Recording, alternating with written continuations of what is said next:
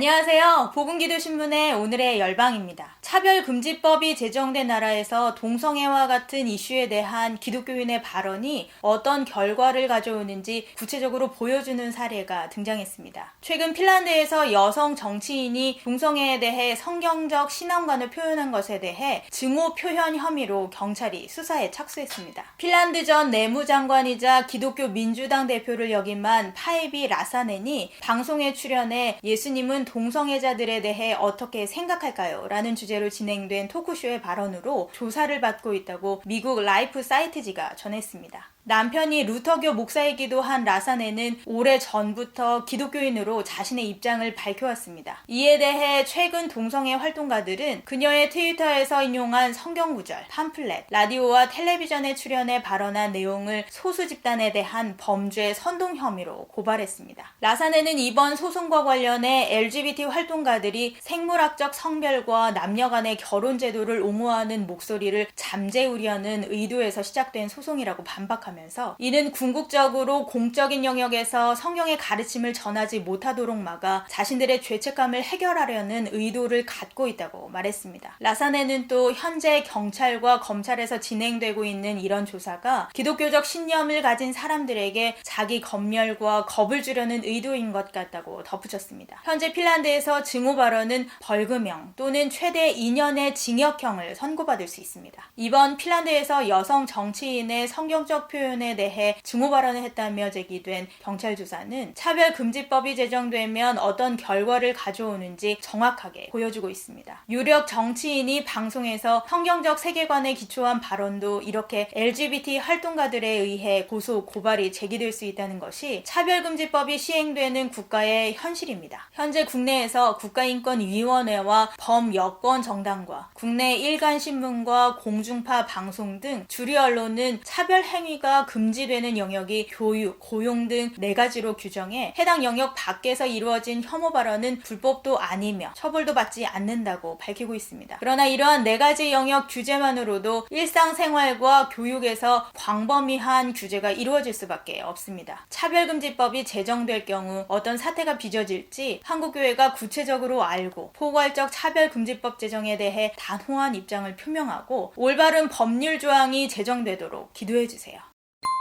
북한 함경북도에 위치한 강제수용소인 12호 교화소 안에 화장터가 존재하는 등 교화소 안의 인권유린 실태가 심각한 수준이라고 자유아시아방송이 최근 보도했습니다. 미 워싱턴에 소재한 북한인권위원회는 최근 12호 교화소의 실태를 분석한 북한 12호 전거리 교화소 사진 분석 업데이트 2호 보고서를 발표했는데요. 북한 사회안전성의 12호 교화소는 수감자 수용시설 및 구리광산 등 2개 시설로 이루어져 있으며 수감자 시신을 소각하는 화장터의 존재를 발견했다고 밝혔습니다. 북한인권위원회는 지난 2018년부터 올해까지 수감자 출신 탈북자들과 진행한 수많은 인터뷰와 위성사진을 대조하며 화장터의 위치를 식별했습니다. 보고서 공동저자인 그레그 스칼라튜 사무총장은 12호 전거리 교화소에 수감됐던 이들은 모두 수감자들의 높은 사망률을 증언했다면서 수감자들의 영양실조, 질병, 부상 및 과도한 강제노역 등이 높은 사망률의 원인으로 꼽혔다고 전했습니다. 보고서의 또 다른 공동저자인 아만다 모투에도 북한인권위원회 인권변호사는 12호 교화소 화장터의 위치를 공개한 것은 우리가 지속적으로 높은 구금 사망률을 감시하고 수많은 무고한 이들과 그들의 가족들을 대신해 관련자들의 책임을 추궁해야 한다는 것을 의미한다고 했습니다. 북한인권위원회는 탈북자들의 증언을 토대로 교화소 수감자 수가 1990년대 후반 약 1,300명에서 최근 약 5,000명으로 증가한 것으로 추정했으며 위성사진상으로도 5,000명 규모의 수감자 수용이 가능한 것으로 파악됐습니다. 이 중 60%가 북중 국경을 불법으로 넘다가 붙잡혔으며 여성 수감자의 경우 80%가 이에 해당하는 것으로 나타났습니다. 나머지 40%는 한국 드라마 시청, 마약 복용, 접경지역 기독교 교회 접촉 등을 이유로 구금됐다고 밝혔습니다. 북한의 사회주의 헌법 제5장 제68조에서 국민은 신앙의 자유를 가진다고 분명히 명시되어 있습니다. 그러나 보고서에서처럼 북한에는 종교의 자유가 없으며 숨어서 종교 활동을 하는 주민들을 구금하고 처형하고 있습니다. 이처럼 제도는 존재하지만 귀에 걸면 귀걸이, 코에 걸면 코걸이가 되는 유명무실한 법 체계를 갖고 있는 것이 공산주의가 갖는 전체주의적 북한 사회의 한계일 수밖에 없습니다. 시편은 고아와 압제당하는 자를 위하여 심판하사 세상에 속한 자가 다시는 위협하지 못하게 하신다고 말씀하고 있습니다. 죽음 앞에서도 믿음을 지키는 북한 성도들을 보호하시고 북한 정권이 하나님의 심판이 있음을 깨닫고 위협을 그치게 해달라고 기도해 주세요. 이상 복음기도신문의 오늘의 열방이었습니다. 감사합니다.